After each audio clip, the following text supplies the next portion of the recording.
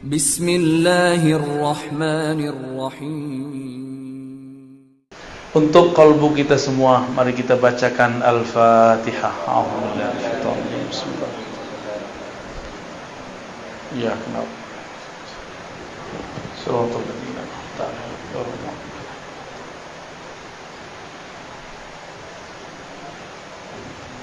Ya.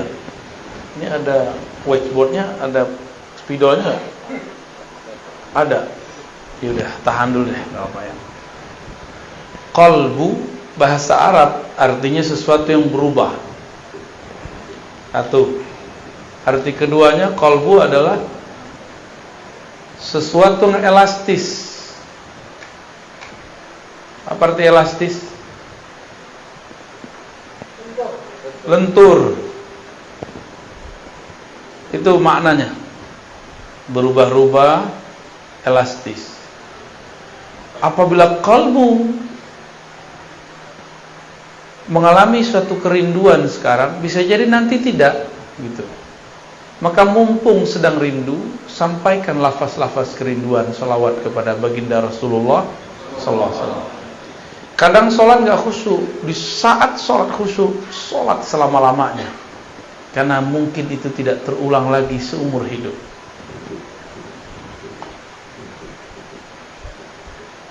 Tapi juga qalbu berarti sesuatu yang layyinah, yang halus, lembut, elastis.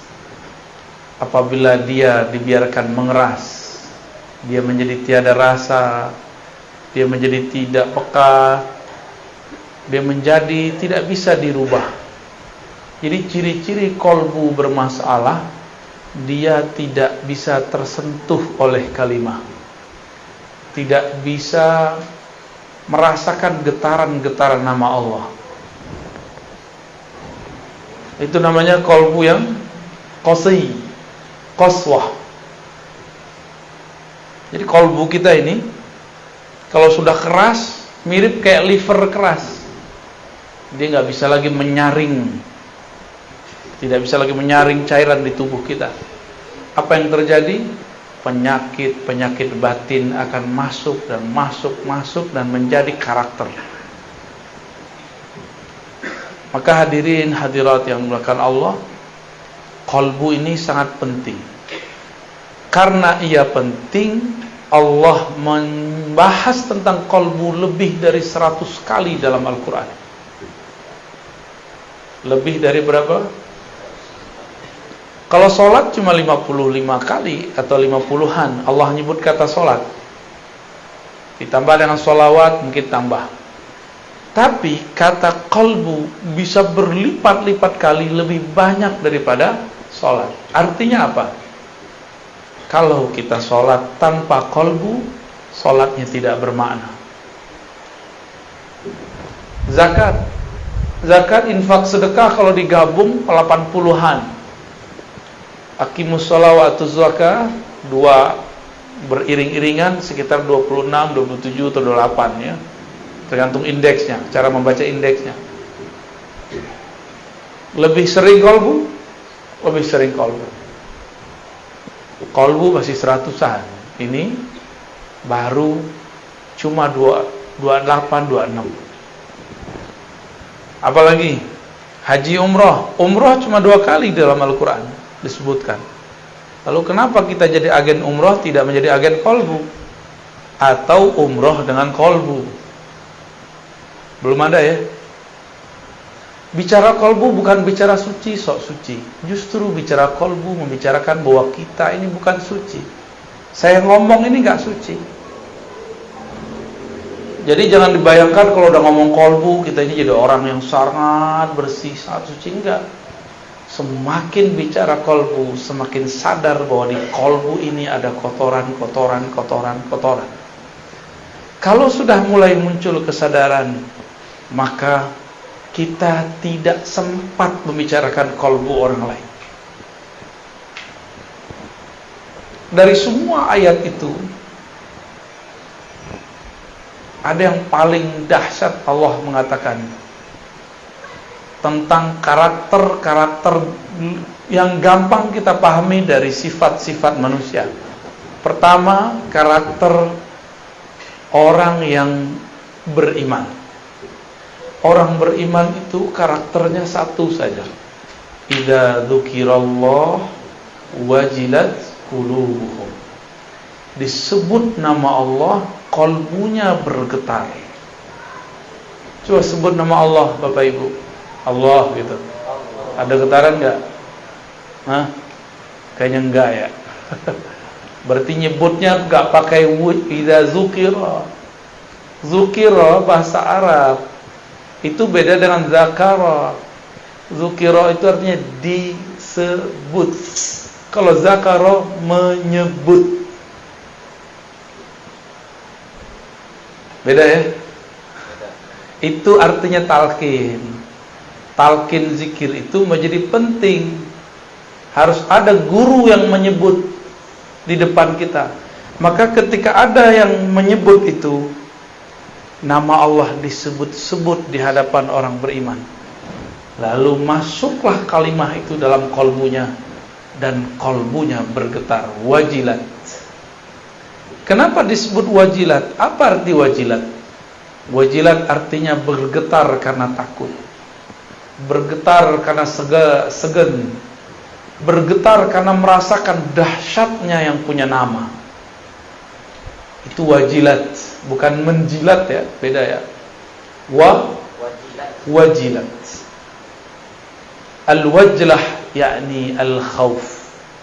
Al-wajlah itu rasa takut segan kepada Allah Subhanahu wa ta'ala. Sekolah tinggi-tinggi, umumkah, agamakah, tapi tidak ada sekolah untuk meninggikan nama Allah di kalbu. Oleh karena itu, walaupun kadang sudah doktor, sudah MA, sudah LC, sudah sarjana, sudah diploma, tapi kalau disebut nama Allah, biasa aja. Kenapa? Karena sekolah itu cuma untuk akal, sedangkan kalbu belum disekolahkan. Oleh karena itu, jangan-jangan di luar sana ada sekolah yang bukan sekolah formal, tapi dia bergerak untuk mengajari kalbu. Kurikulumnya tentang kalbu. Jika kalbu itu disebut sesuatu yang bergerak-gerak, sesuatu yang berubah-ubah, maka kalbu ini kadang bergerak normal, namanya kalbu yang sehat. Disebut nama Allah, dia bergetar, geraknya normal. Tapi kadang-kadang kalbu itu disebut nama Allah, dia tidak tergerak. Jangan-jangan di dalamnya tidak normal. Jangan-jangan di dalamnya ada penyakit. Ya.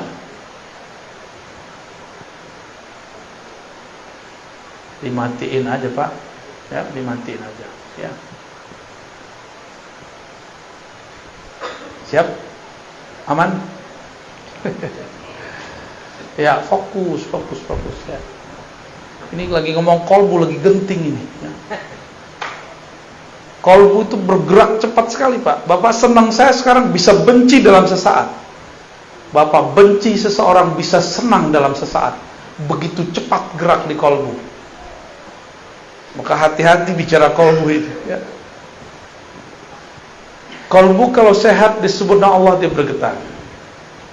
Tapi kalau tidak, dicurigai ada penyakit di dalamnya. Kalau ada penyakit, lalu bagaimana caranya? Kebetulan ini ada Bu Dokter nih ya. Kalau kita sakit, menurut Bapak ini, secara agama wajib berobat gak? Sakit fisik wajib. Kalau sakit kalbu wajib berobat gak? Lebih wajib. Bener ya? Kalau sakit kalbu wajib nggak berobat? Benar nih. Udah diobatin belum kalbunya? Sholatnya khusyuk nggak? Kalau nggak berarti kalbunya ada masalah. Baca Qur'annya nikmat nggak? Jangan-jangan di lisan kalbunya ada masalah. Ada sariawan. Baca la ilaha illallah nikmat nggak? atau cuma mengikuti tradisi? Dulu zikir la ilaha illallah, la ilaha illallah, la ilaha illallah, itu sama kayak burung beo, nggak ada nikmatnya. Di sini makanan khasnya apa, Pak? Yang paling enak? Tempoyak. Durian yang sudah itu tuh, yang sudah kematangan itu ya, itu bahasa halusnya. Bahasa kasarnya yang sudah busuk. Tapi kalau diolah jadi enak ya. Oke. Bumbunya apa? Cabai, bawang, oke. Ada orang buat tempoyak tapi nggak pakai bumbu, gimana? Dia sebut ini tempoyak loh, tempoyak loh. Kiranya kawan belajar lewat YouTube, belajar lewat buku, begini cara buat tempoyak. Kita icip, rasanya nggak jelas. Dibilang tempoyak bau doyan busuk. Dibilang busuk, kok ada bawang-bawangnya, kok ada asam-asamnya. Kita nanya, ini siapa yang buat? Ternyata yang buat tidak pernah belajar kepada orang yang bisa membuat. Itulah nasib orang membicarakan agama, membicarakan ilmu kolbu, tapi tidak berguru kepada ahli kolbu. Dia berkata kepada orang, inilah agama, ternyata isinya tiada. Itu banyak hari ini. Itu banyak hari ini. Ingin menikmati la ilaha illallah, tapi tidak dengan teknik dan bumbu-bumbunya. Jadi bumbu la ilaha itu ada, bumbunya istighfar. Penikmatnya apa? Yang bikin lezat, micin, tahu micin ya? MSG. Kalau kita masak tuh ada masako, apalagi tuh? Ajinomoto, jadi iklan ya. Itu bumbu-bumbu membuat nikmat. Sama-sama tempoyak, tapi jika bumbunya berbeda, yang buat berbeda, hasilnya beda nggak?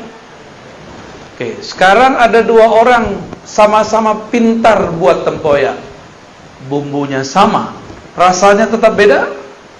Tetap beda. Itulah yang membuat kenapa ada orang tertarik dengan satu zikir si fulan, tapi tidak tertarik dengan zikir si fulan yang lain. Sebab cara mengolahnya berbeda. Ya.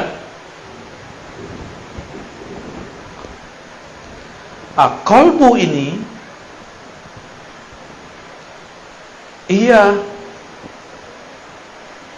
secara gerak digerakkan antara jari-jari Allah. Kita tidak tahu makna jari, kita serahkan maknanya kepada Allah. Tapi kalau disebut jari, ini jari Bapak Ibu, gampang dipegang nggak? Bisa dilempar nggak? Bisa. Bisa dibuang. Apabila kolbu ada di antara genggaman-genggaman Allah, maka kolbu ini hanya bisa dikuasai oleh Allah. Jadi kita sendiri tidak bisa menguasai kolbu. Bapak ini bilang, ibu ini bilang, saya hanya senang ini, saya benci si fulan. Ternyata ketemu dia kita tersentuh. Bisa nggak begitu? Sering. Dulu saya nggak suka durian. Tahu-tahu dipaksa sama orang, siapa dulu? Orang tua apa kakak saya dulu? Masukin ke mulut. Dicip-cip lo enak. Bentuknya nggak enak, tapi pas dicoba enak. Kadang-kadang begitu Pak. Tempoyaknya sudah enak, beda koki nggak masalah, dibuat oleh ahlinya. Tapi lidah kawan sedang sariawan, bisa nggak menikmati? Kalau dia mengatakan kok nggak enak, masalahnya di mana? Lidah. Yang harus diobati, yang dimasalahkan lidah atau tempoyak. Tapi banyak orang menyalahkan tempoyak. Dan yang masak tempoyak. Si Buya tuh, Kiai tuh, Ustadz tuh tidak bagus tekniknya. Padahal kolbunya yang lagi masalah. Ya, sering nggak begitu? Sering. Kita kalau belajar zikir, kalau kolbu sudah sehat, dia tinggal makan. Namun kolbu ini ada selera. Nih, airnya bersih, tapi gelasnya kotor. Kita tuang air ke dalam gelas, mau minum nggak? Nah, ini masa teknik nih, teknik mengenali kolbu. Zikirnya sudah bagus, ulamanya, syekhnya sudah berijazah, orangnya sehat, cuma kotor. Bisa nggak orang sehat kotor? Bisa. Orang sehat kotor bisa. Habis kena air hujan kan bisa aja kan? Mungkin dia habis terkenang masa kecil belum bahagia, terus main-main itu, becean itu ya, mungkin nggak? Atau dia keluar dari kebun, mungkin dia sehat tapi badannya kotor, bisa menikmati? Ada makanan tapi dibawa ke WC, bisa makan? Tuh, kira-kira begitu ilustrasinya. Jijik nggak? Maka kalau kita belajar zikir, kolbunya dicuci dulu, dibersihkan dulu. Jangan kayak orang mau makan di dalam WC, pasti nggak mau makan dia. Dia sehat.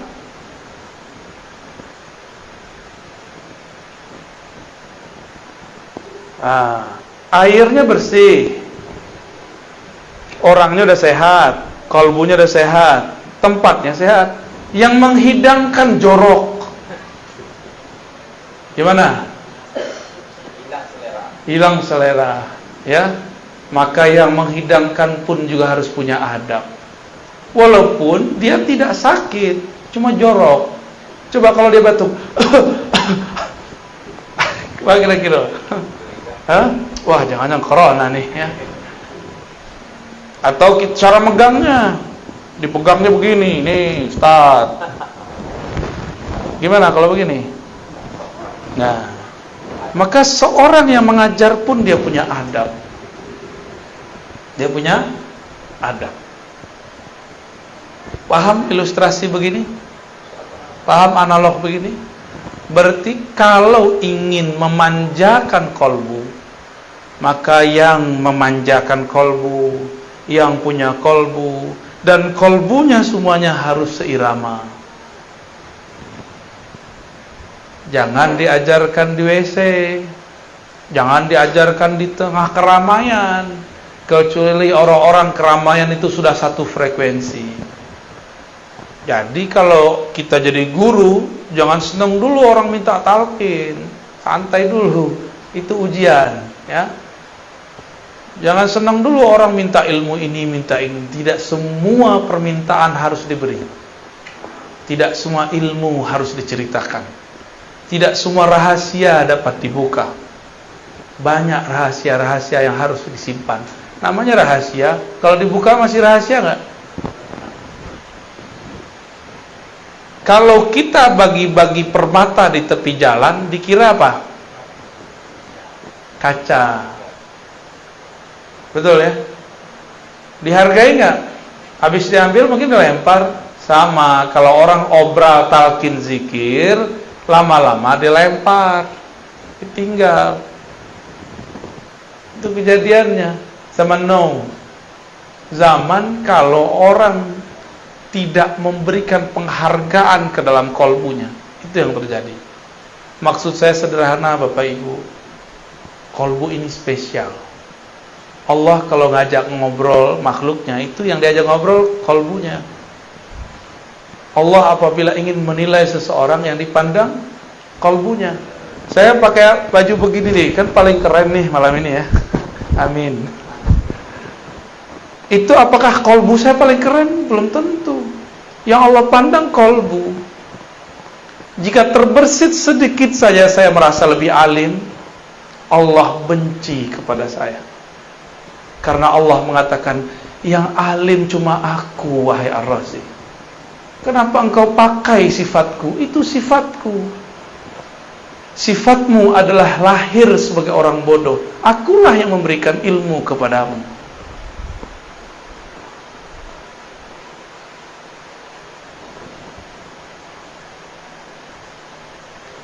Rasa nikmat zikir adanya mirip dengan kita kalau makan. Nah, ini pertanyaan nih Bapak Ibu. Kalau makan tempoyak, enak itu di tempoyak, di lidah, di piring, atau di orang yang nyajiin?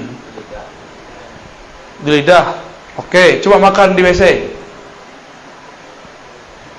Jadi nggak enak kan? Hidung naruh. Tempoyaknya enak, tempatnya bersih, orang datang, makan semua. Mau nggak? Langsung berdiri kita, nggak jadi makan, ya.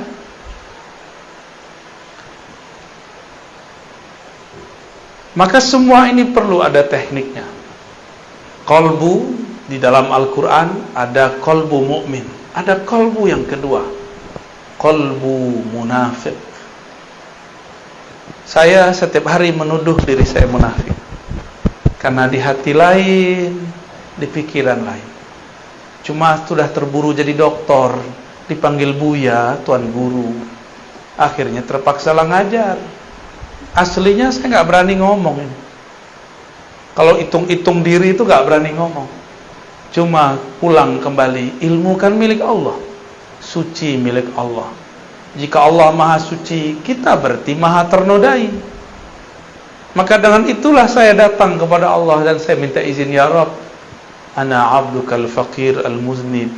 Ya Allah, aku hambamu banyak dosa, alim pun tiada, ya.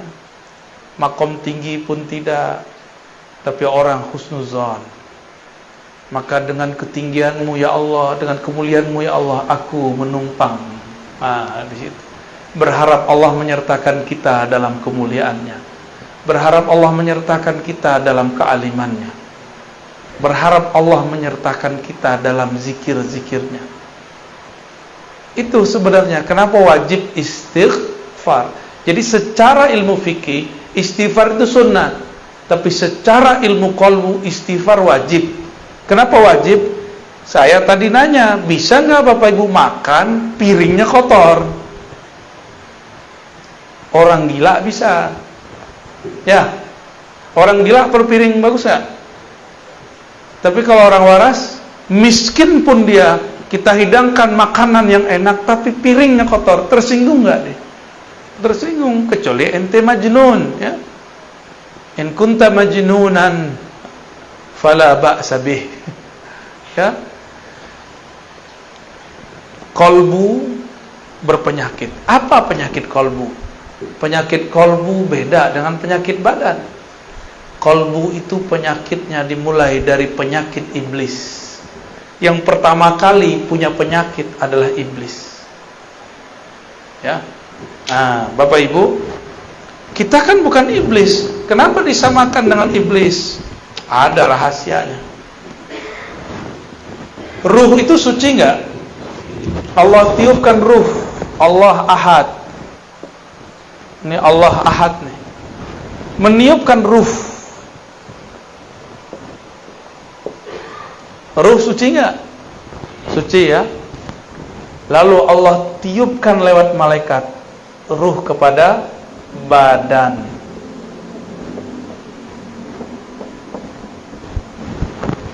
Tapi sebelum masuk ke badan, ini ada jarak di sini.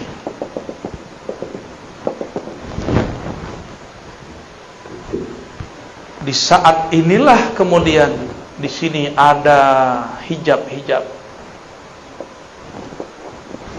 Dalamnya bukan main, tebalnya tiada terkira.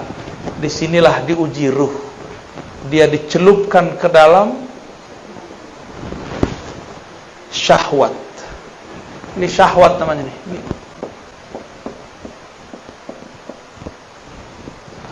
Ternyata syahwat itu berkaitan dengan badan. Semua yang ada di sini berkaitan dengan badan. Apabila ruh ditiup ke dalam badan, bernamalah dia jiwa. Gitu, ya. Jiwa itu punya kiblat sentral, sentralnya namanya qalbu, ya. Asalnya ruh ini suci, tapi dicelupkan ke dalam syahwat. Maka syahwat itu terkait dengan badan. Ketika Allah tiupkan ke dalam tubuh ini, nyatu dengan otak. Di otak ada syahwat nggak? Keinginan rendah. Jadi syahwat bahasa Arab artinya keinginan rendah. Nyatu dengan mata. Di mata ada syahwat. Mata senang lihat yang jelek atau yang cantik, yang gagah, yang indah. Indah itu apa? Ya, kalau bagi Bang Adam alaihissalam, indah itu Hawa. No, Adam namanya orang PPR. Ya.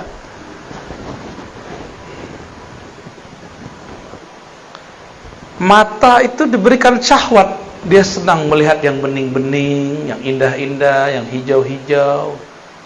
Walaupun di rumah sudah ada yang bening, yang cantik, capek kerja, nyari puncak, nyari kebun, nyari hiburan. Berarti kurang cukup memandang yang cantik, kita perlu yang indah. Orang yang sudah tinggal di kampung, kampungnya indah. Dia semua di kampung itu orangnya rancak-rancak, cuma kurang seksi. Maka dia pergi ke kota ingin mencari yang rancak-rancak plus seksi. Hitung-hitung cuci mata, Pak. Ya, benar begitu. Jujur aja nggak apa-apa kok. Hah? Enggak iya gitu. Ketika ditiupkan ke dalam badan, maka dia dicelupkan ke dalam syahwat.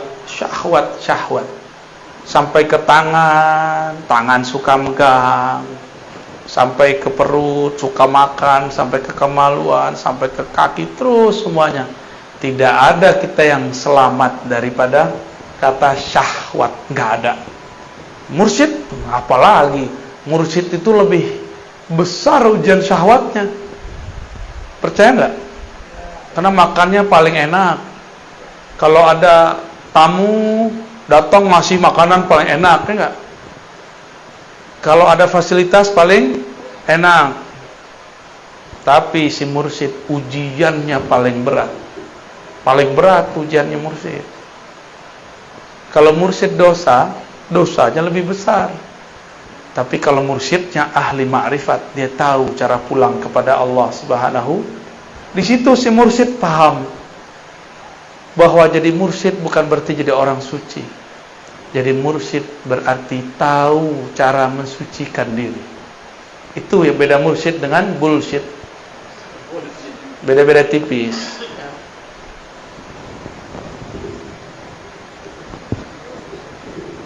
Ketika tubuh membalut ruh,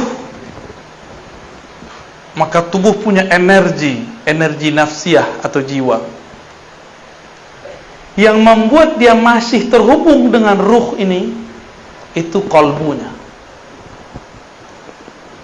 Karena ini adalah hembusan Allah. Allah memandang dari ruh ini kemana?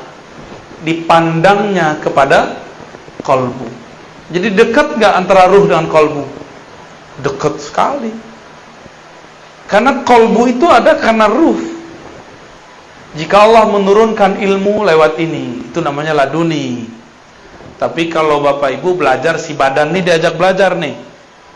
Belajar sama seseorang, cari guru. Kalau dapat ilmu namanya futuh. Apa namanya?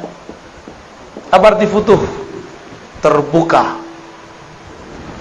Supaya mengenal Allah. Tapi kalau ruh, gurunya langsung Allah Ahad, disebut laduni. Itulah ilmunya Nabi. Maka saya sering nanya, Jibril itu gurunya Nabi Muhammad atau muridnya Nabi Muhammad? Banyak orang salah di situ, keliru. Dikira Jibril itu adalah gurunya Nabi Muhammad. Padahal Jibril itu dapat energi dan dipasangkan kepadanya jubah-jubah pemimpin malaikat setelah dia berselawat ke Nabi Muhammad. Nabi Muhammadnya belum lahir, sebagai bin Abdullah. Tapi Muhammadnya sudah ada belum? Nah, ruh pertama yang Allah tiupkan namanya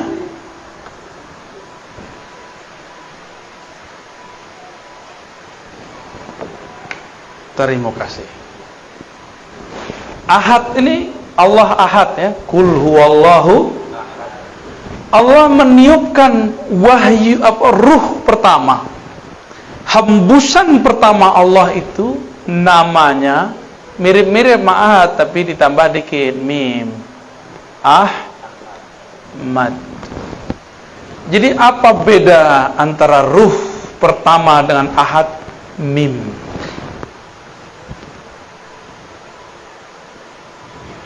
Saat Allah menghembuskan, hembusannya itu berbunyi Ahmad.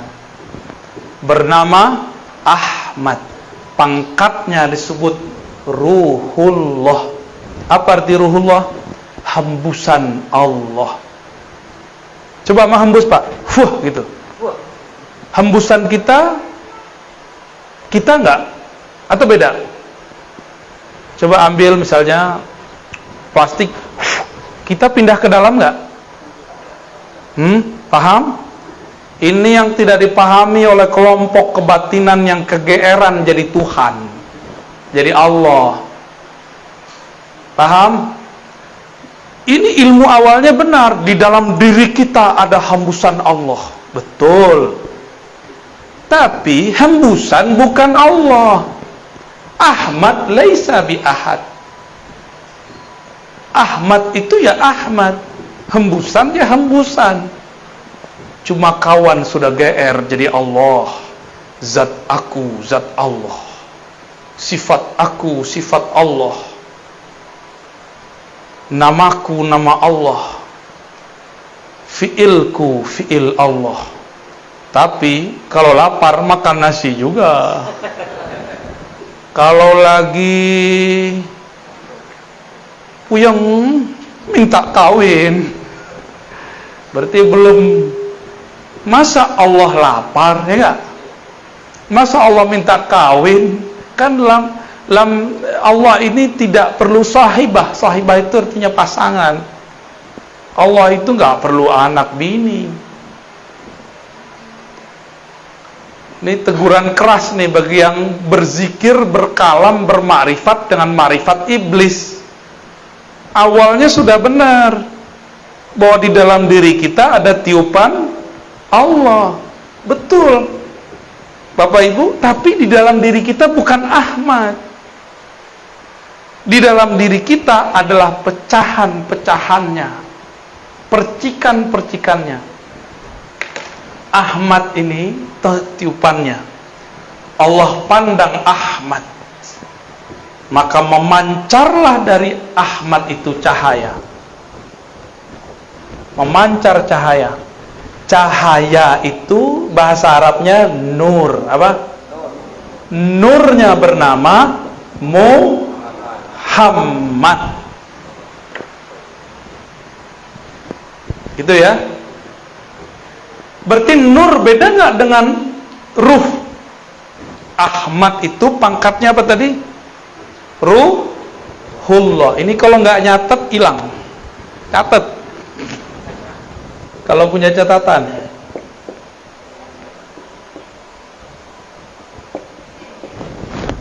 Kalau nggak ntar pulang catat ya. Masih bisa ingat nggak? Waduh, buka YouTube. Antum cerdas juga ya. Aneh gaptek juga lupa kalau ada YouTube. Ahmad ini apa pangkatnya?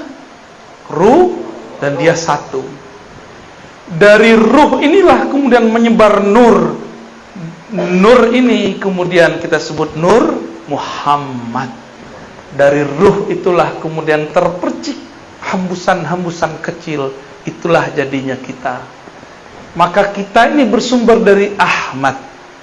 Maka Ahmad ini ada sebutannya biar faham. Kalau kita keluar dari perut seseorang, yang mengeluarkan namanya apa? Ibu. Ibu bebatu. Ibu. Beneran. Itu istilah aja ya. Ahmad ini disebut dengan ummul ruh atau ummul arwah, ibunya ruh. Bukan berarti dia melahirkan, bukan. Ini istilah aja. Bahwa ruh bersumber dari bukan dari ahad. Jangan GR ya. Jangan GR dulu. Kawan udah GR, dalam diriku ada ahad. Ya, cemen. Gak ngerti makrifat namanya. Sok terlalu nafsu mau jadi fana dan baqo dalam Allah Subhanahu wa ta'ala. Belum, masih jauh perjalanannya. Ini perjalanan yang disebut inna lillahi wa inna ilaihi. Jadi berpulang kepada Allah harus paham ini. Inilah yang ada di qalbu Nabi Muhammad sallallahu alaihi wasallam. Maka Sayyidina Isa punya ayah enggak? Secara fisik gak punya ayah. Tapi kalau ruh sudah terpercik ke dalam perut Sayyidatuna Maryam, dia pasti jadi walaupun gak ada ayahnya. Itu metodologisnya. Kenapa ada anak tanpa ayah? Ya, Nabi Adam ada ayah nggak? Ada ibu nggak? Tapi Adam yang ini ada ayahnya, ada ibunya nih. Orang Betawi, Tagadai di Pekanbaru, di Pegadaian. Deket-deket aneh ente dibully terus. Ya.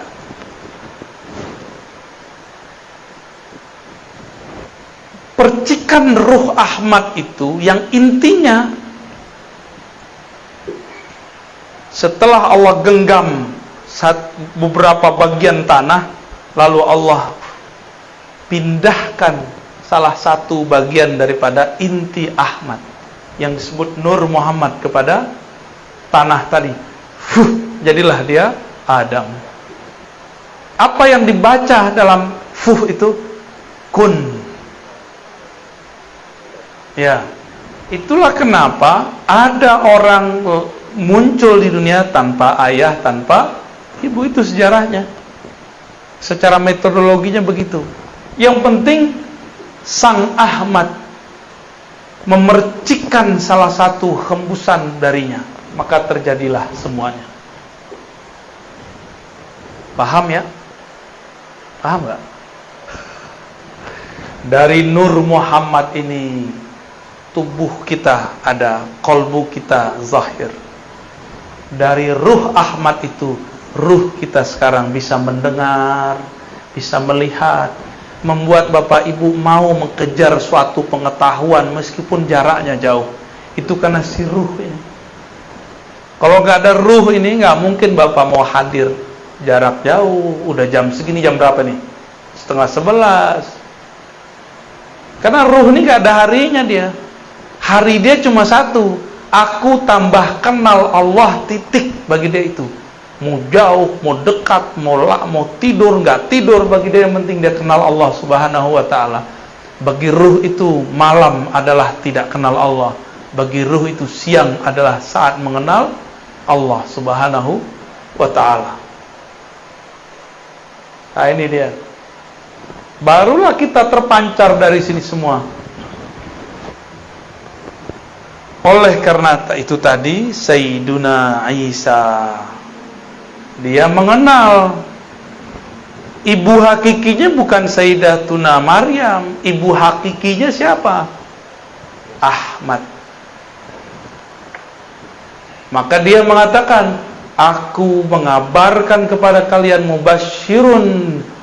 Dengan apa aku mengabarkan? Bi rasuli ya'ti min ba'di ismuhu Ahmad. Akan datang seorang bernama Ahmad. Jadi Nabi Isa itu enggak menyebut nama Muhammad karena dia tahu dia langsung dari Ahmad. Itulah yang diakui oleh Kubas atau Kufas ibn Asyam. Engkaukah yang lebih tua dari Rasulullah atau Rasulullah lebih tua dari engkau? Jawaban beliau apa? Kufas ini waktu Abraha masuk bawa gajah ke Mekah, dia lihat, berarti dia udah jadi anak-anak. Nabi Muhammad baru lahir tahun gajah. Tuaan mana? Ibnu Asyam. Tapi ketika Ibnu Asyam ditanya, ente lebih tua, kamu lebih tua, engkau lebih besar, atau Rasulullah? Apa jawaban beliau? Kalau lebih tua Rasul. Tapi kalau lahir duluan aneh. Bingung gak tuh? Lebih tua, tuaan Rasulullah. Tapi kalau lahir, tuaan aku. Berarti Ibnu Asyam, Kufas atau Kubas Ibn Asyam paham ilmu yang namanya umur ruh, umur daripada ruh. Bahwa ruh ini kadang ada yang lebih tua, ada yang lebih muda. Ruh yang lebih tua, ruh yang faham. Maka siapa yang ditakdirkan faham malam ini, ruhnya sudah ditakdirkan dewasa. Tapi kalau ini Buya ini ngomong apa ini? Berarti Anda belum cukup umur, wahai ruh. Selamat belajar lagi. Nah, dari sinilah kemudian muncul alam semesta, ya. Alam. Kita di alam ini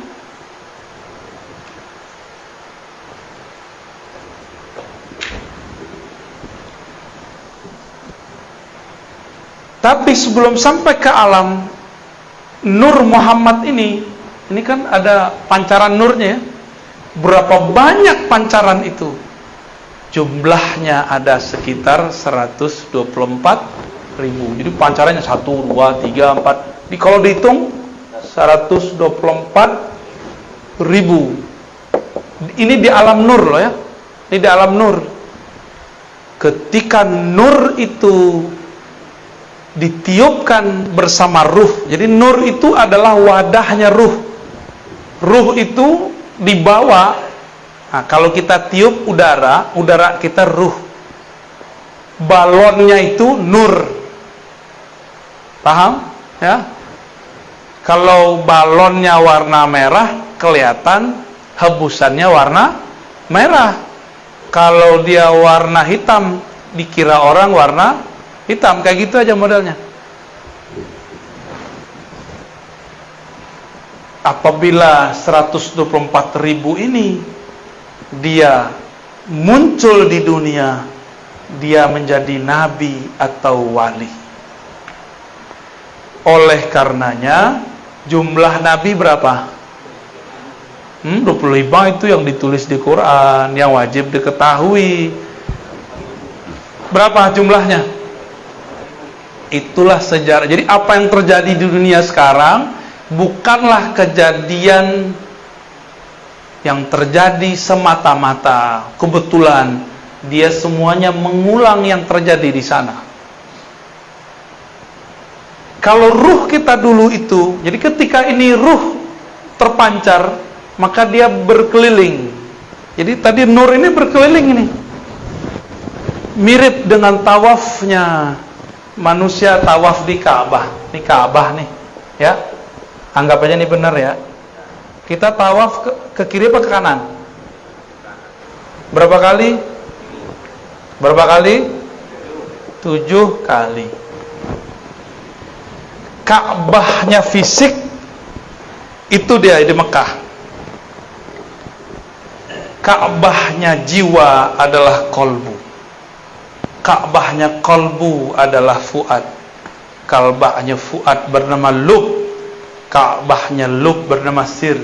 Ka'bahnya sir, disitulah ilmu mengenai ruh Ahmad. Silakan pusing. Jadi dulu nih muter nih. Ada yang dia jauh, tiba-tiba dia mendekat. Maka lahir di dunia. Dia lahir sebagai orang kafir, terus mu'alaf. Ada yang lahir sebagai Muslim, tiba-tiba keluar dari barisan, berarti dia besok lahirnya murtad. Gitu. Terus sejarah orang murtad secara ilmu hakikat ya.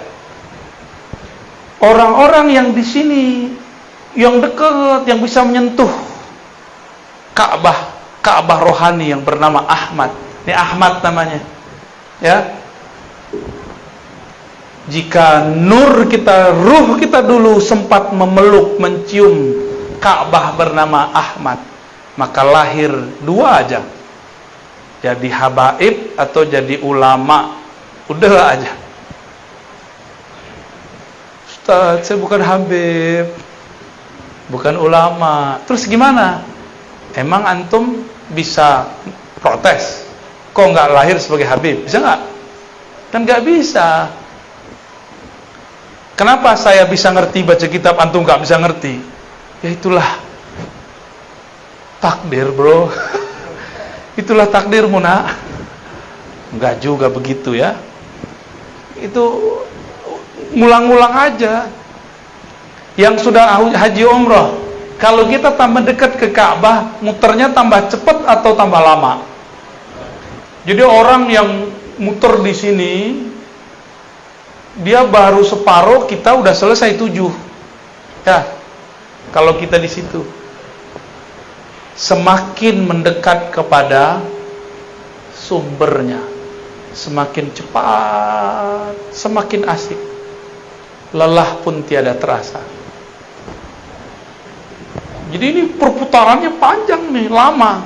Hitungannya puluhan ribu, mungkin puluhan juta tahun kalau dihitung di dunia. Jadilah kita sekarang nih. Jadi kalau ada orang sekarang dia menyesalkan dirinya, bunuh diri, itu orang gak paham itu. Kalau dia muncul di sini, itu anugerah besar. Ya. Pasang alarm, tadi katanya jam 11. Tahu-tahu dirubah, di nasih mansuh. Padahal jarang pegang. Saya handphone itu yang penting bagi saya alarm. Kalau Bapak Ibu untuk apa? Komunikasi. Waduh, canggih ya. Ada nggak handphone to Allah? Boleh dihapus, Pak? Ya, silakan dihapus. Berkah antum hapus ya. Aneh minum dulu ya, paling enak. Nah ini kan nikmat begini nih. Antum nggak minum, aneh minum. Yang minum ruh apa jiwa? Hah? Yang minum ruh apa jiwa? Mulut. Nggak enaknya diliatin. Apalagi ntar ada kumisnya tentu ya. Bismillahirrahmanirrahim. Mantap.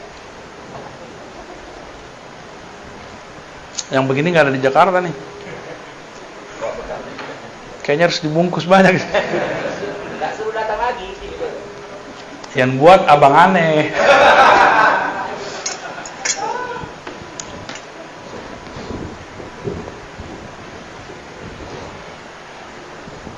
Jadi kita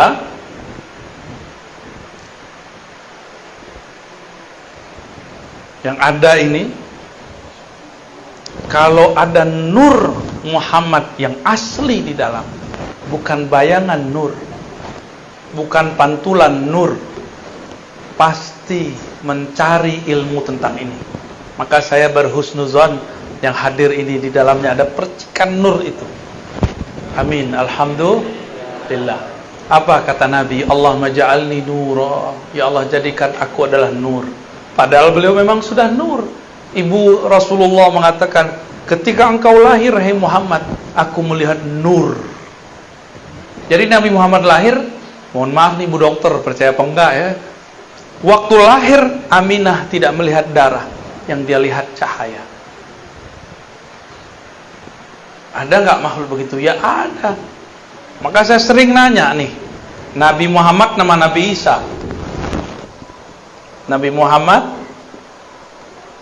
dan Nabi Isa. Muliaan mana? Nabi Muhammad lebih mulia atau Nabi Isa? Nabi Isa punya ibu siapa? Maryam. M.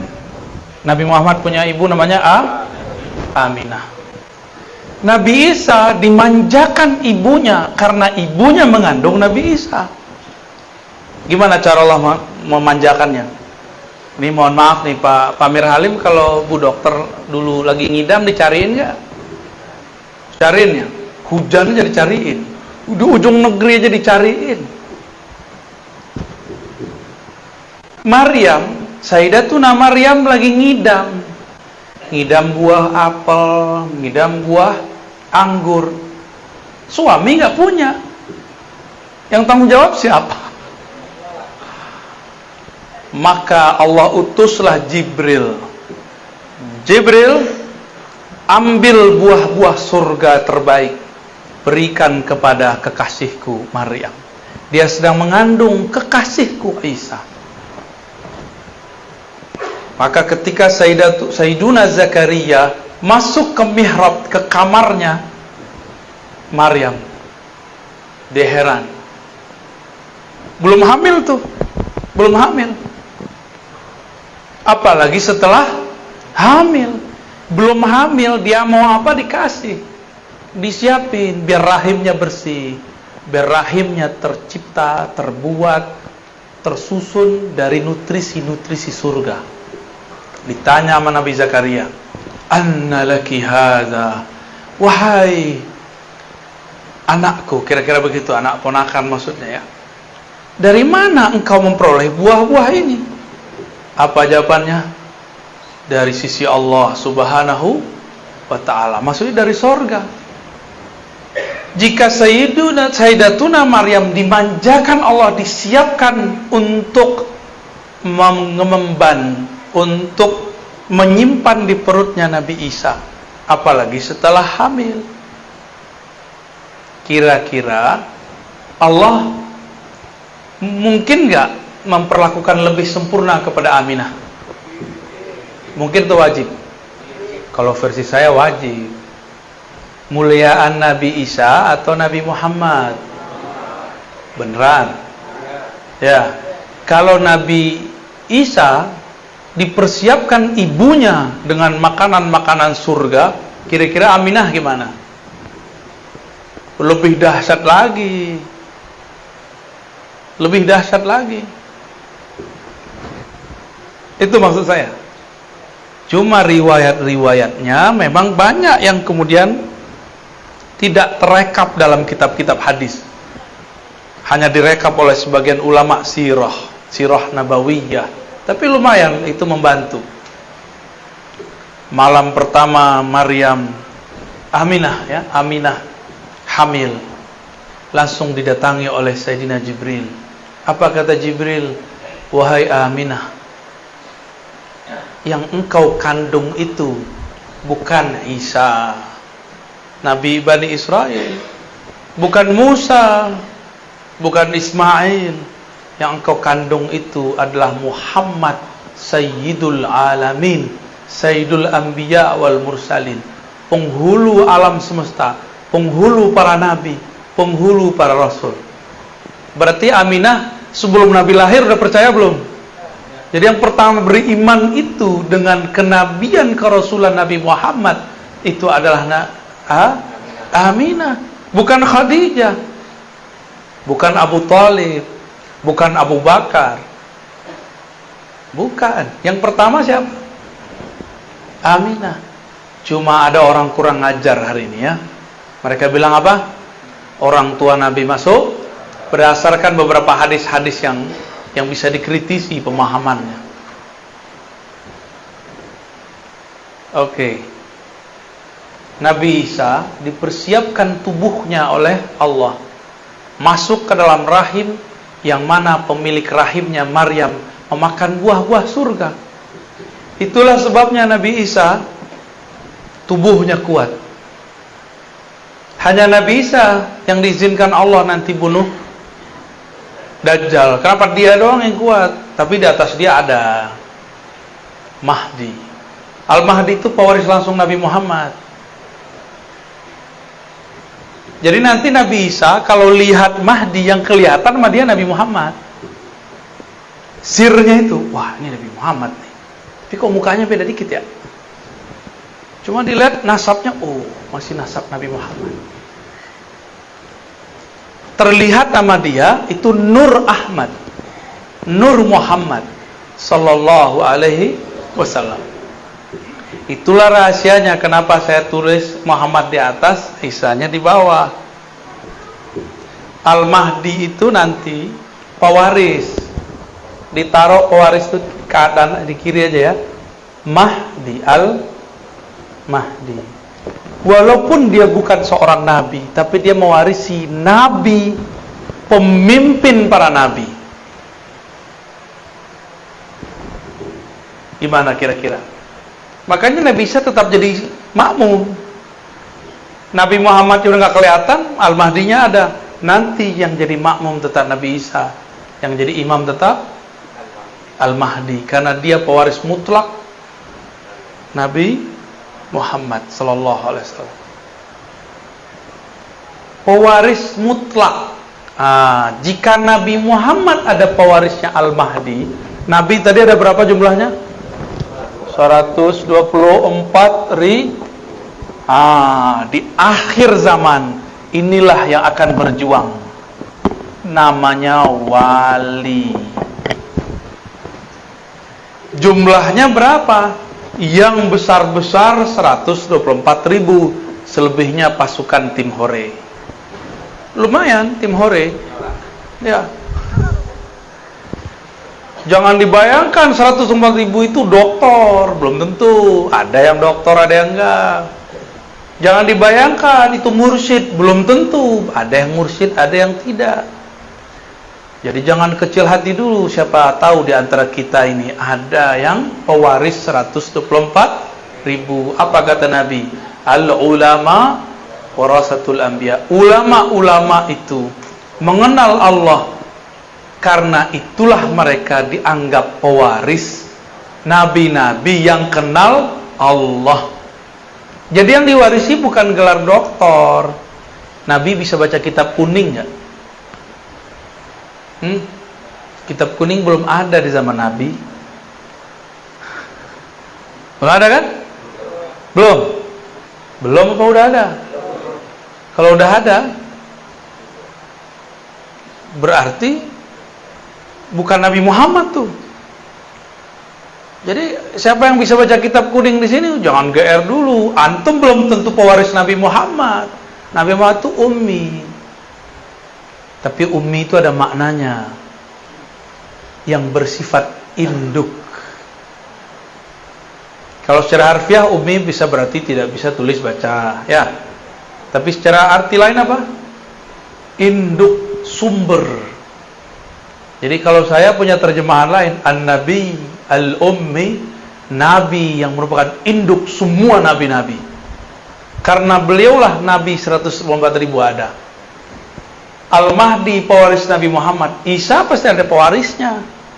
Musa pasti ada pewarisnya. Dengan itulah cara mereka berjuang di akhir zaman. Karena tidak mungkin ada kelahiran kembali. Namanya reinkarnasi. Yang ada cuma waris. Siapa tahu di antara kita ada yang jadi pewaris. Amin ya rabbal alamin. Terus apa lagi dong? Apa kaitannya dengan kolbu? Nah, itu kan pertanyaannya tadi. Ilmu ini bukan lagi ilmu kolbu, tapi sudah ilmu ruh. Sumber ma'rifatnya kolbu. Kolbu itu dia punya ma'rifat dua aja. Dari Allah pasti lewat ruh. Dari selain Allah pasti lewat akal dan panca indera. Baca kitab lewat panca indera nggak? Baca, maka belum tentu orang yang bisa baca kitab jadi orang alim. Siapa tahu jadi sombong. Ya benar. Ada nggak ketemu orang baca kitab sombong? Banyak, salah satu yang di depan. Astagfirullah. Kalau ada sombong, antum sombong.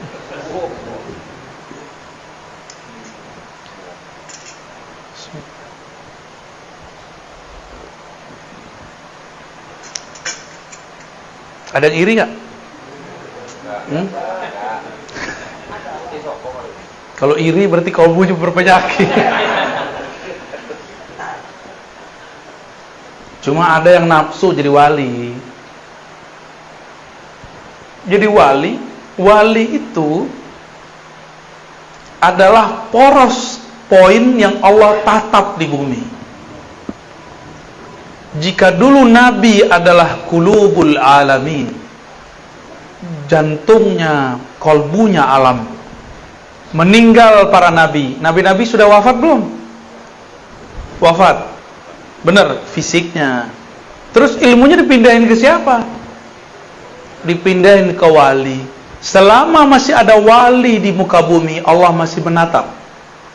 Ditatap bumi ini dengan baik. Jika yang punya kolbu ke wali ini mati, barulah Allah kiamatkan semua yang di muka bumi. Jadi apa yang harus diisi dalam kolbu? Tidak cukup dengan zikir, tapi harus mengenal siapa yang dizikirkan.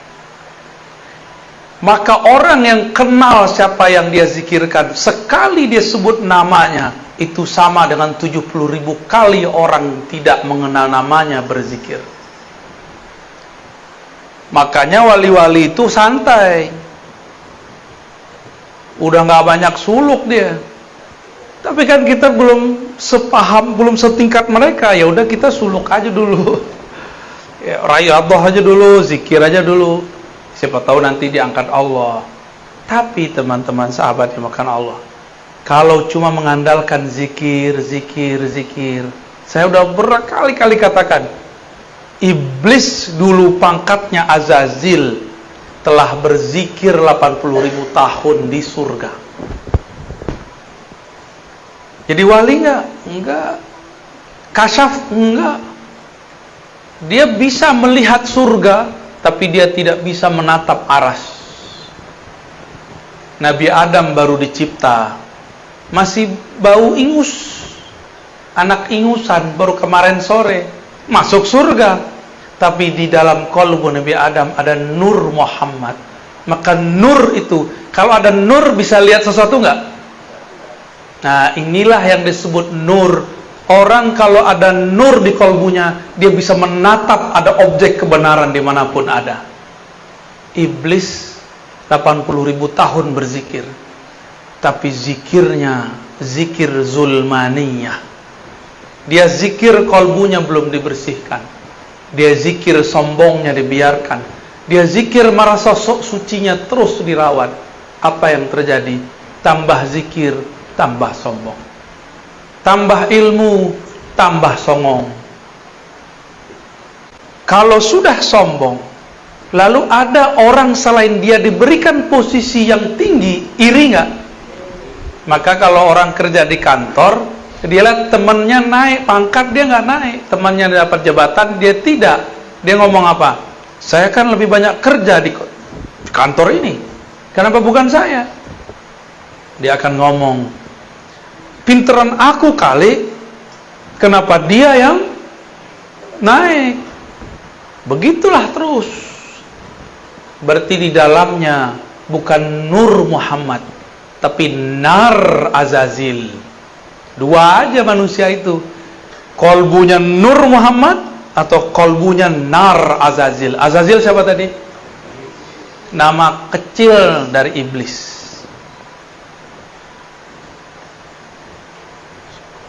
Gimana kira-kira? Yang suka nyolot terus, tahu nyolot, marah puluh, kayak api, nyala terus.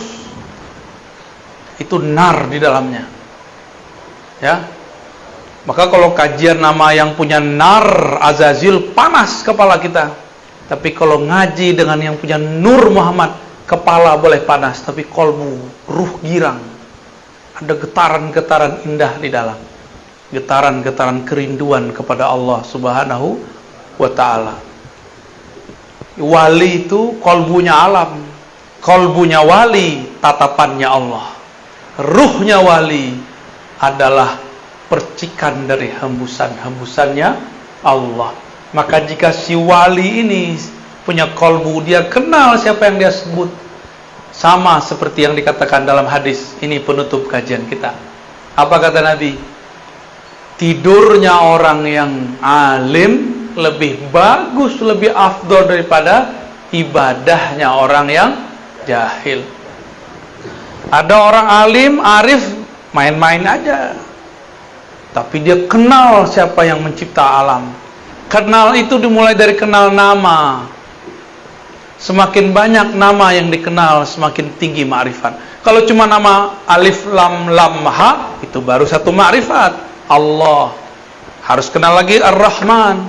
Harus kenal lagi Ar-Rahim. Harus kenal Miminal 99. Baru namanya ma'rifatul asma. Baru satu nama diajarin guru, udah merasa alim aja. Belum, masih jauh. Ada lagi nama di dalam nama, nama di balik nama. Ibarat manusia, ini baru manusia, belum Allah. Bang Adam ini di sini namanya Bang Adam. Di tempat kerja manajer. Di rumah Abi atau Babi. Hah? Abi ya? Bab Abah. Oh. Maaf Bang ya. Semoga kamu sakit hati Bang. Nanti aku obati Bang. Karena dia orang Betawi, masa kecil panggil Tong. Bukan tong sampah, bukan. Tong. Dulu dia suka bersilat, dipanggil Jawara. Jawara lidah. Pinter ngomong, panggil lidah. Di organisasi pangkatnya tinggi, dipanggil ketua. Tuh banyak nama nggak? Kalau saya kenal semua sudut itu, berarti saya kenal dengan orang namanya Adam. Kalau baru tahu namanya Adam, berarti pengenalannya baru satu arah. Paham analognya? Jadi Bapak Ibu, ilmu yang kita dapat sekarang baru sedikit dari yang sedikit. Wa ma utitum minal ilmi illa qalila. Wa ma utitum, tidaklah kamu diberikan ilmu itu kecuali sedikit. Dengan sedikit itulah kita datang kepada Allah. Kalau Allah terima, dia jadi banyak. Ya. Maka Bapak Ibu yang makan Allah, saya yang jahil ini, saya yang banyak dosa ini, meminta kepada Allah supaya Allah ampuni dosa saya dan kita semua. Saya yang jahil ini, yang tidak punya ilmu ini, meminta kepada Allah, semoga semua yang hadir Allah jadikan arif billah, kenal kepada Allah. Enggak kenal sekarang, semoga kenal sesaat sebelum wafat. Tidak kenal sesaat sebelum wafat, semoga diberi syafaat di saat ditanya oleh Munkar dan Nakir. Enggak juga dapat syafaat ma'rifat di sana, semoga Allah berikan syafaat saat dibangkitkan. Enggak juga semoga dapat syafaat ketika dihisab, ketika ditimbang. Enggak juga semoga Allah kasih syafaat ketika jalan melintasi sirat al-mustaqim, as-sirat. Allahumma amin ya rabbal alamin. Al-Fatihah.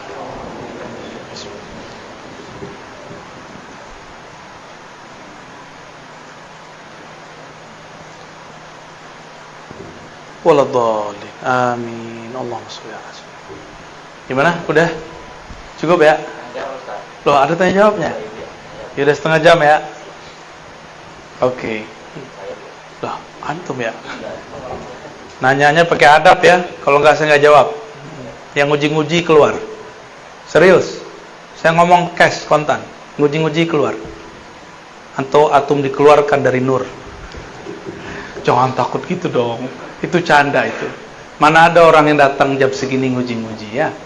Orang datang jam segini memang pengen mencari. Tafadhol. Bismillahirrahmanirrahim. Assalamualaikum warahmatullahi wabarakatuh. Assalamualaikum warahmatullahi wabarakatuh. Saya hijir Bu ya. Nama saya hijir. Yang saya tanyakan pertama,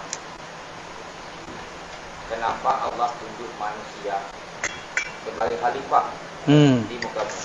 Betul. Sedangkan malaikat kalau kita tengok lebih taat kepada Allah. Yang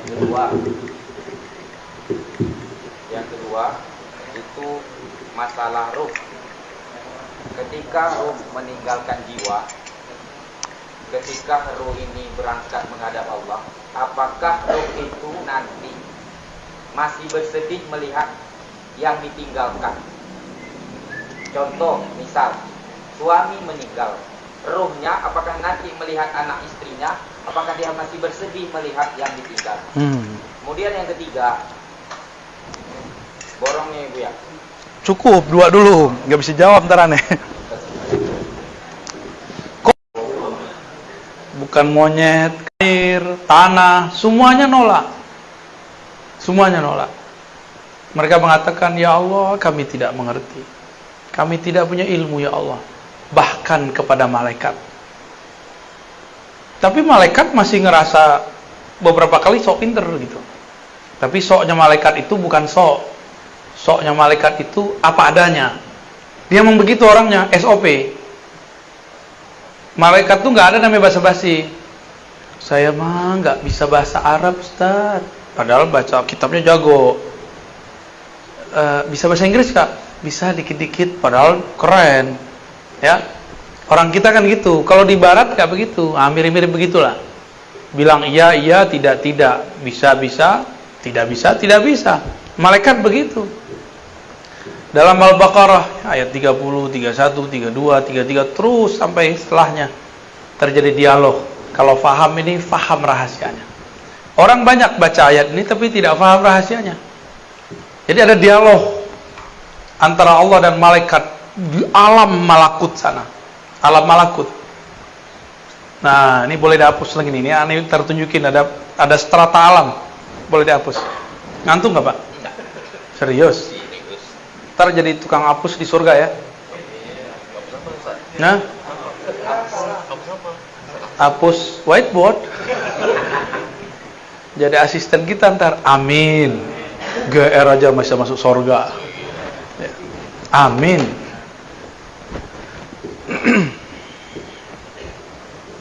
Dialog di alam mana? Ini kita alam nih, namanya alam nasud. Nasud. Bahasa Arabnya gini.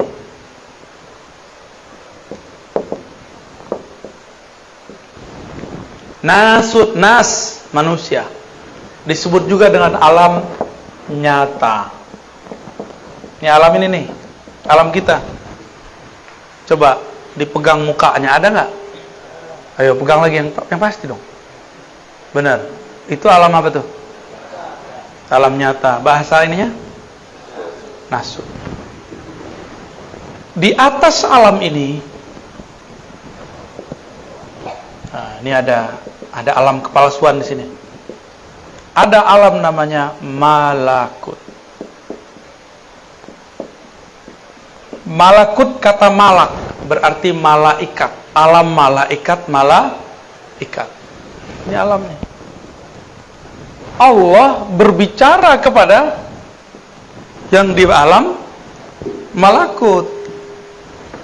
Alam malakut inilah yang disebut, yang berkaitan dengan langit pertama sampai pertengahan langit lah.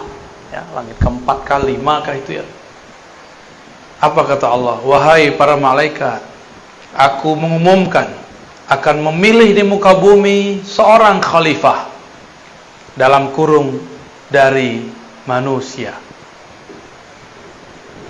Apa kata malaikat? Malaikat ngomong apa? Dia protes. Tapi ini protesnya protes lugu. Jadi malaikat tuh lugu. SOP. Kata malaikat, ataj'alu fiha may yufsidu fiha wa yasfikud dima. Ya Rabb, apakah engkau tega menjadikan di muka bumi khalifah, pengurus di muka bumi, orang-orang yang suka membunuh dan merusak? Nah, ini rumah kan bagus nih, ya, bagus kan? Bener. Ini tembok dari mana nih? Dari pasir.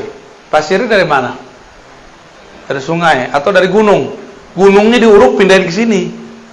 Bagi manusia disebut pembangunan. Bagi malaikat disebut penghancuran. Paham? Semen. Gresik itu udah nggak ada gunung. Gunung di sono itu semua gunung pasir. Udah nggak ada gunungnya. Bukit-bukit itu udah nggak ada. Saya kan punya teman hidup orang dekat sono. Ya. Itu udah nggak ada, udah pindah ke Tuban. Di Tuban masih banyak bukit-bukit. Itu yang jadi bahan semen Gresik itu. Bukit kapur ya. Bagi manusia disebut apa? Pembangunan.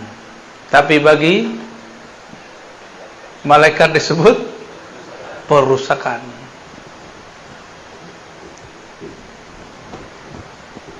Kita tadi makan sop ya. Sop apa itu? Kambing.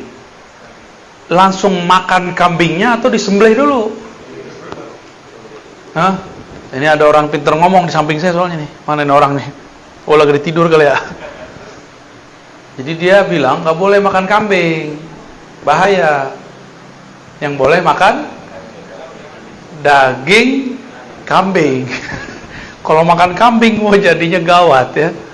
Belum makan kambing jenggot saya udah mirip kan? Sekete ya, dikit. Oh, jenggot antum lebih dahsyat tuh. Bro Adam belum punya tuh ya. Antum belum balik ya. Untuk kita makan, kita sembelih dulu, tertumpahlah darah. Bagi malaikat, ya Allah, apakah engkau tega menjadikan pengurus di muka bumi yang akan bunuh-bunuhin hewan ntar? Bahkan kalau perlu mereka bunuhin orang yang punya hewan itu. Ini kan lagi rame nih, ya, politik Indonesia lagi rame, ngungkip yang masalah lama, masa-masa zaman-zaman presiden sebelumnya. Ternyata banyak saksi-saksi yang mati nggak jelas. Ada kasus korupsi, saksi-saksi kuncinya mati nggak jelas. Tiba-tiba mati aja gitu.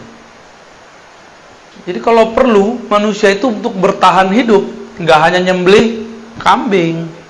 Kalau perlu yang punya kambing disembelih. Begitu cara manusia bertahan hidup. Disebut bertahan hidup. Kalau ada buaya dibunuh manusia, namanya perburuan. Ya. Tapi kalau ada anak kecil dimakan sama buaya, namanya apa? Memangsa. Suka-suka kita aja beristilah ya. Jadi manusia ini memang menang di istilah. Bener ya? Kalau bapak ibu ini makan ayam nggak? Makan ikan nggak? Kalau ada orang dimakan ikan gimana? Kita beritanya gede ya. Tapi ada nggak berita Bro Adam diberitakan memangsa ikan mujair? Ada nggak? Nggak ada. Kita kalau panen, kita sabet tuh ya, disabit tuh rumputnya, ilalangnya, padinya dipotong, diambil. Bagi kita itu namanya panen. Bagi malaikat ini merusak. Udah jelas kuning-kuning bagus kok dipotong. Ini beda perspektif.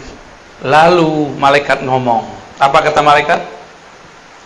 Wa nahnu nusabbihu bihamdik wa nuqaddisu lak. Di sini ya kita tahu karakter alam malakut adalah karakter zikir. Wirid. Ya, wiridan mulu, zikiran mulu. Soleh lah ya. Alam malakut ini suka zikir. Maka semua zikir tarekat yang ada lafaznya itu diambil rata-rata dari alam malakut. Jadi kita baca apa nih? Subhanallah. Itu amalannya orang sini nih. Malaikat di sini. Jadi Nabi kalau naik, turun pasti bawa lafaz zikir. Ada zikir yang dipakai oleh malaikat pembawa rezeki. Ada caranya. Mau diajarin? Wah, tangkup nggak, khawatirnya nggak mantap kalau antum yang baca ya. Ya, kurang yakin soalnya. Nabi turun dari alam malakut, turun-turun Nabi cerita.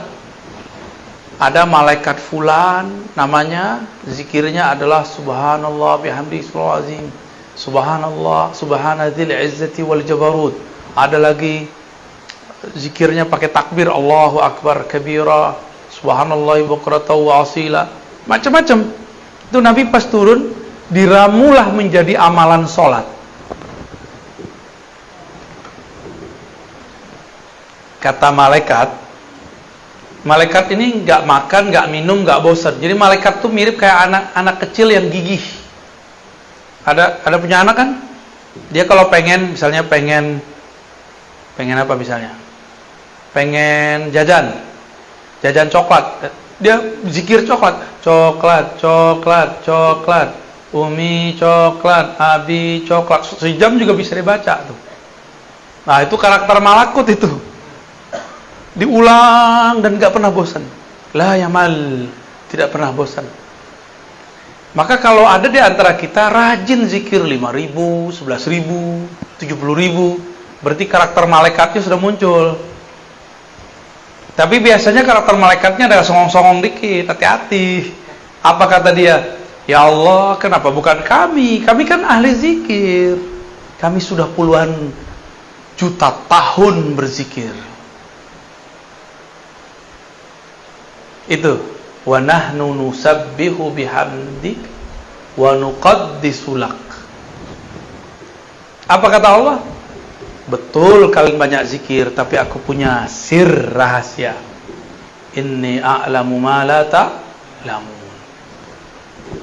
Lalu kemudian Allah tunjukkan sirnya. Wa 'allama Adam al-asma. Ternyata Allah telah mengajarkan Adam. 'Allama kata kerja berlalu. Allah telah mengajarkan Sayyidina Adam al-asma, semua nama-nama, mulai dari nama-nama awal pangkal bumi sampai ujung langit, semuanya Nabi Adam mengerti. Malaikat taunya cuma zikir, maka mohon maaf, ada ahli zikir kurang cerdas, itu maksudnya. Ada ahli fikir kurang zikir, ya. Ada yang seimbang, fikirnya adalah zikir, zikirnya adalah fikir. Nah, itu yang kamil mukamil. Kira-kira gimana nih? Kenapa malaikat gak dapat? Coba, bisa nggak lihat masjid, surau, pesantren, rajin baca kitab, rajin zikir, tapi WC-nya jorok, pernah nggak lihat? Pernah lihat? Berarti dia kebanyakan zikir, kurang fikir. Kebanyakan wirid. Orang kalau wirid sibuk sama diri sendiri, nggak ngurusin alam. Kalau malaikat yang nanti jadi khalifah di muka bumi, ada pertengkaran di luar sana, dia zikir aja subhanallah, subhanallah. Dia nggak urus tuh.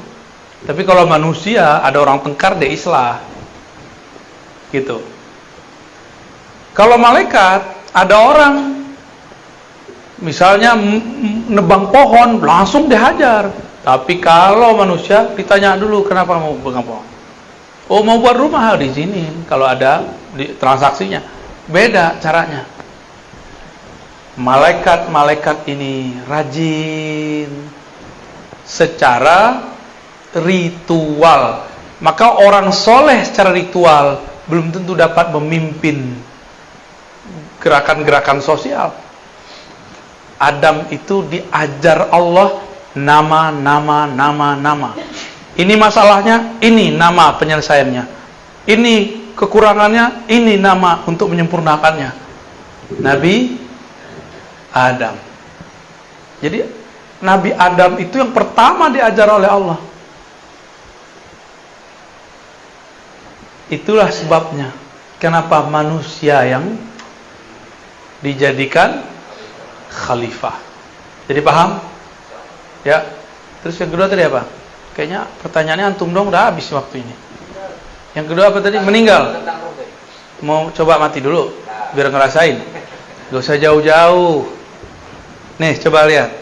Kita ninggalin rumah, di rumah lagi susah, sedih nggak? Kita naik bus, kita naik pesawat, tapi di rumah kita orang lagi susah, sedih nggak ngeliatnya? Sedih. Kenapa dulu lagu-lagu merantau itu sedih-sedih semua? Bener nggak? Merantau, rata-rata. Kalau di bahasa kampung situ kan enak tuh, pulanglah udah.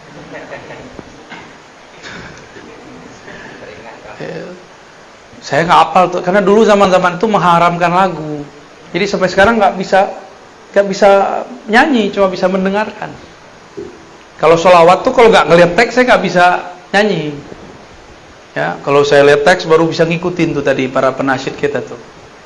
Sallallahu. Itu saya ngeliat dulu baru bisa, kalau nggak ngerti ya. Karena udah keblok di sini tuh udah keblok. Dulu pernah mengharamkan musik. Alhamdulillah ketemu orang-orang yang ahli dalam ilmunya. Saya kemudian bisa memperbaiki sedikit, tapi nggak bisa lama. Nggak bisa. Udah. Walaupun dulu pernah bernasyid, tapi kan sebelumnya pernah mengharamkan. Ketika ruh berpisah dari badan, itu mirip orang meninggalkan kampungnya atau satu negeri. Itu permisalan pertama. Yang kedua, orang kalau meninggalkan badannya, itu mirip-mirip kayak orang bangun, tapi di negeri yang dia nggak tahu negeri mana. Ada juga yang begitu. Jadi orang mati itu kayak orang bangun tidur. Pas bangun dia bingung. Lah, handphoneku mana ya? Antum begitu nggak bangun tidur? Nyari handphone ya? Hati, ntar kalau mati nyari handphone. Dibentak sama malaikat mungkar nakir. Hei, nyari handphone di sini. Lihat nih gua, siapa? Gawat itu ntar. Biasain bangun tidur nyebut nama Allah dulu. Apa bacaan bangun tidur? Itu bahasa Arabnya. Baca aja Allah, Allah, Allah, Alhamdulillah. Terima kasih ya Allah. Baru kita nyari handphone. Ya. Nyari siapa di samping pasangan, ya salam ya. Taruh kalau mati bangun di alam sono, kita nyari-nyari biniku, lakiku, gak ada. Jadi jangan bergantung ke makhluk, gantungnya kepada Allah. Gampang dikalamkan, juga gampang kalau faham. Bahwa ini bukan urusan otak, ini urusan kolbu. Di kolbu itu bisa selesai semua. Ya, beres. Ya, jadi bisa nangis nggak ruh? Bisa nangis. Ruhnya pergi, ya Allah, anakku masih kecil-kecil ya Allah. Nanti Allah bilang, dah tenang, yang ngasih rezeki aku. Selesai. Kalau kenal Allah, kalau enggak dia pergi tuh nangis. Maka tuh rumah jadi tegang, jadinya nangis aja tuh orang tuh. Beberapa orang kadang-kadang ditunjukkan oleh Allah Subhanahu Wa Taala. Jadi biasain kalau tidur nggak mikirin yang negatif, cukup berpikir positif. Gak usah pikirin besok makan apa, besok kerja apa, jalanin aja. Ya Allah, aku mau tidur. Nasibku esok aku serahkan kepada Engkau. Tidur, baru tidur nyenyak namanya. Tidur nggak nyenyak itu kalau banyak pikiran. Ya, cukup? Udah cukup. Tambuah. Udah satu lagi deh, ada yang dari ibu-ibu nggak? Ada dari ibu-ibu. Cukup. Alhamdulillah. Ya Arhamar Rahim.